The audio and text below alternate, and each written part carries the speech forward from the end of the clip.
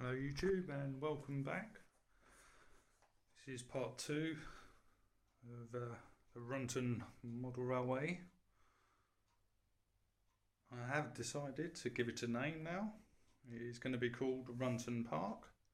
I'm going to do some kind of park in the scenery. Keep you updated with what's different from last time. I've had all the track laid now. It's took me about 3 weeks of messing around, lifting it, relaying it, lifting it, relaying it, swearing at it, but I think I'm finally getting to somewhere. It was quite reasonable. For those of you who haven't seen my other video, got 2 main tracks, an outer one and an inner one. And go all the way around. That's going to be through into a tunnel. Going to be sort of a hill area there, out of the tunnel into my viaduct, all the way along the viaduct. That's round, that splits off there. The outer one being a freight line, the inner one being a passenger line. There's going to be a town area here in a raised level, and you've got a station area here where it splits into 2. Going to have 2 platforms here for the longer loco pulled trains, and some parking there for a DMU siding at the back for some carriages, which you can just about make out the 3 marked ones there. The main bit of the track I've been doing recently is the outer track. I wanted a shunting yard. I really wanted to sort of play with the model railway rather than just watch trains go round and round and round, because it's obviously quite a small room relatively. So I've made this outer section here that goes into a yard. So as you can see, it comes in there. I've got 2 sidings there. That's the main freight line carrying on around there. And got a loco shed there. Got a coal stage up there for a higher level railway that runs around the outside. That's not actually wired up yet. I was ready, but I haven't got enough controllers yet. So I've only got the 3 controllers, so I can do the inner track, the outer track, and the shunting yard. Those buildings aren't staying there. They're just there for the moment. I don't know if you can see, I've tried to do the shunting area, this bit here, these 2 tracks here, see down here, all this, it all looks a bit of a mess and all too close together, I think. It looked good on paper, looked really playable. I've actually had to take a couple of points out that I was going to use because it just physically didn't fit. So just a bit of poor planning there, but a lot of this has been quite a steep learning curve, and what I have ended up is a couple of extra sidings there which I wasn't expecting, so swings and roundabouts I suppose. One thing I am a little bit concerned about is obviously I want it to be, or what's the best way to describe it, so it's kind of realistic, so that if you've got a road that comes in here, you've got a car park say, and then you've got a way for the workers to get across the tracks and things like that.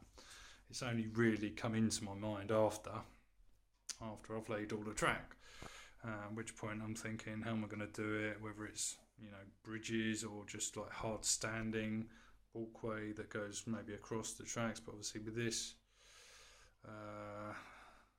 where are we?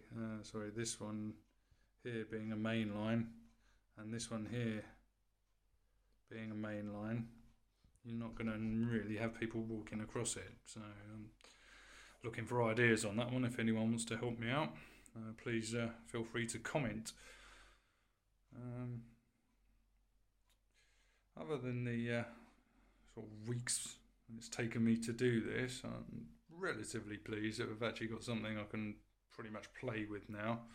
What I am struggling with is the amount of rolling stock. not a lot. Some of you guys would have seen the Intercity I got there. It's not a great runner, to be fair. I did pick it up on eBay, and it certainly has trouble on these crossovers here. These are insulated joints there and there, and having problems swapping to track at any slow speed, well, even anything other than flat out, and it's getting across there. The front wheels will cross and the back wheels will still be in there, and it will just stall. Now the 47 does that as well, which is that one there. Now that's quite an old loco as well. That's about 30 years old. I got that when I was quite small. And that one does it as well. The Deltic being a newer railroad model, and the Tornado, again, being the railroad model, neither of those really do it. They can go across very slow speeds. I'm assuming it's something to do with the pickups on the older models, not being the same as the new, but I've got a bit to learn about the inner workings of these locomotives. For those of you that aren't aware, I'm not using digital at all. It's just analog. So there's my Gauge Master Model D, which I've managed to leave on. Let's turn that down. And an old one from when I was younger, old Clipper one. However, it does seem quite a bit more powerful than the old Gauge Master there.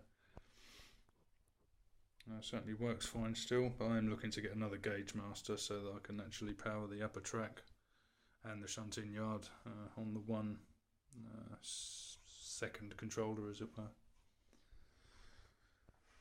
One thing that has caused me a lot of issues is the track work. I don't know if you spotted that bit there. That's this bit. I've been taking up quite a bit to work on the track here. Hence that track isn't fully in place. In fact, in fairness, none of the top track around the outer bit is properly laid down yet. It's all quite loose still, but obviously I haven't got control in it yet, so that's for the future. This was a major area of pain. The viaduct, where the two rails kind of split apart there, I had issues with this wall here and that one there, and the same again the other end, there and there, where the locos were just catching it and knocking the capping stones off or just stalling. It was really frustrating. I've ended up lifting this track God knows how many times now, but this bit here was the real culprit, so I've actually ended up extending it. It was quite a tight loop, and I've actually added some more track this morning, which has made it bend out a bit more and come in a bit more of a straight angle. Now it's tightened up the curve, but it has seemed to resolve the issues of the knocking there and there.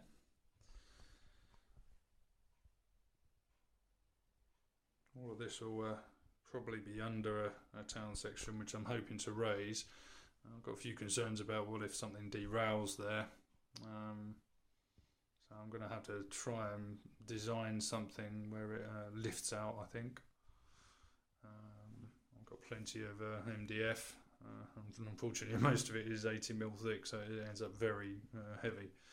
So I'm still toying with that idea. I might just get some thinner stuff just for the town scene and the girder bridges that will be covering the track parts there. A few little town buildings. Obviously I'm going to need a few more of them.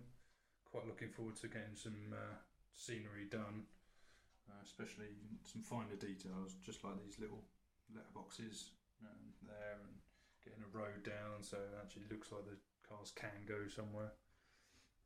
I'm going to make some platforms out of MDF rather than these Metcalf ones, which I found incredibly time consuming to make, and to be honest I wasn't that happy with them.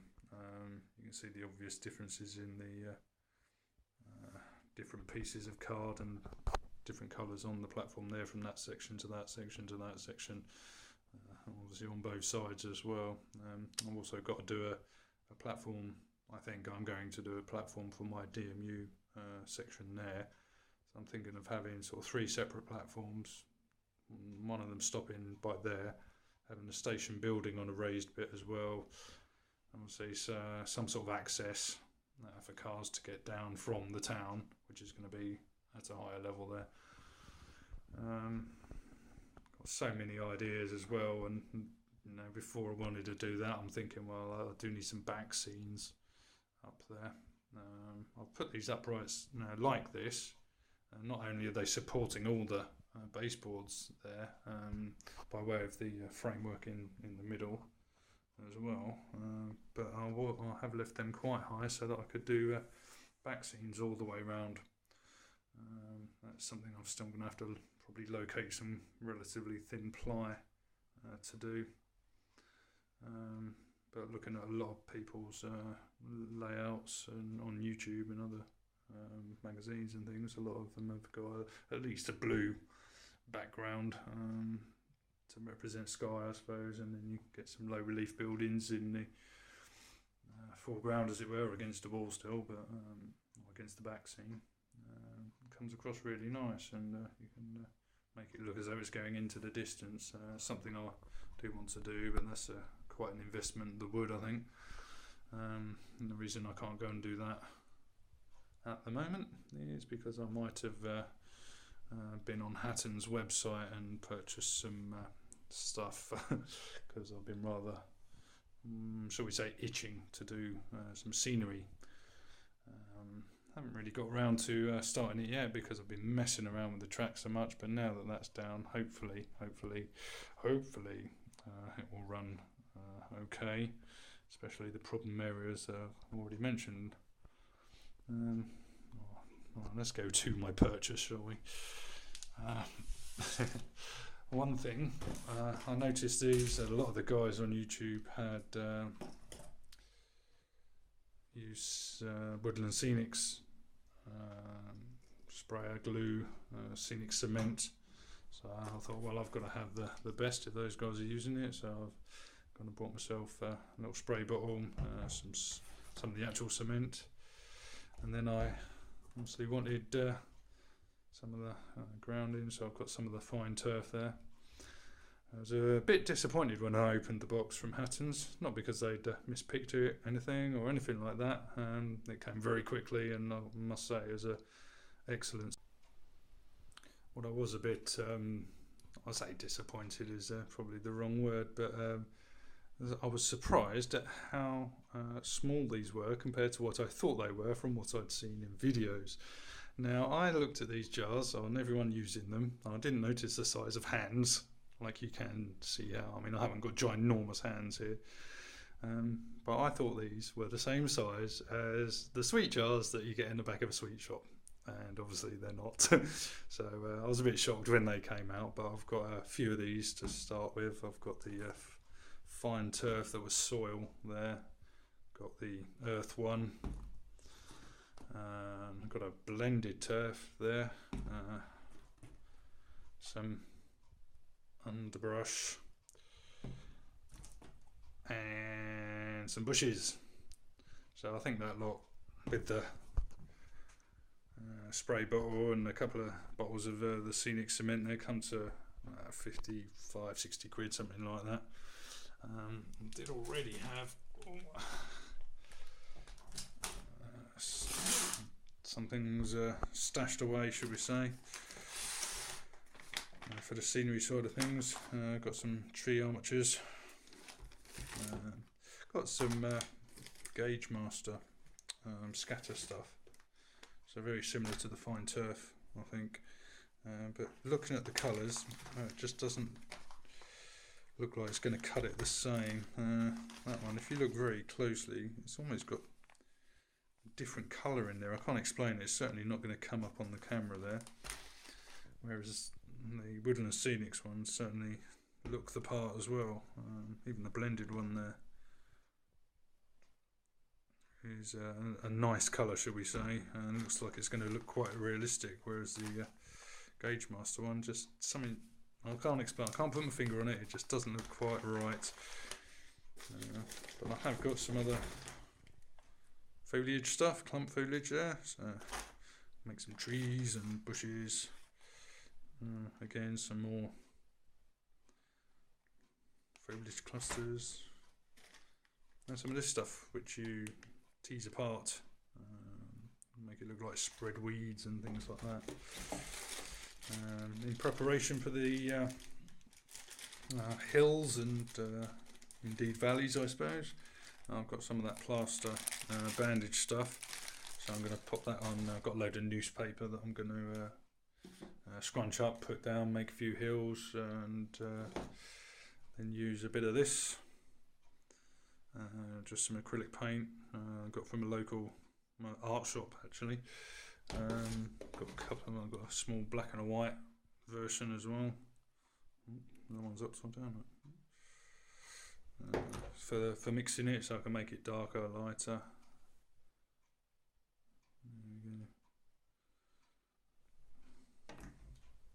Yeah, something I'm really looking forward to is the making it look a bit more like a model railway, should we say. So hopefully I'll get my hill in over this area, some kind of valley coming down here to the lower section. That's obviously lower, so I could get the viaduct in there. And I really wanted to have a farm. I've got loads of little sheep. Oh, sorry about that. I was trying to explain about the sheep and cows on my farm, and memory card filled up and stopped the phone recording. I must apologise for any shaky video here as well. I am just holding this in my hand. It's just my mobile phone that I'm taking the video on. But we are in the right place to show you a couple of things that are going to be cracking on with at some point, hopefully either this weekend or during the week. Just got a little wheels kit there that I was bought as a present. It's just little coal bunker things. I'm going to paint the wood part to it at least. Obviously a very dark colour. But I've got some fencing as well, which I'm going to obviously paint brown, being wood fencing. And obviously hopefully get on and play with some of that lot over there.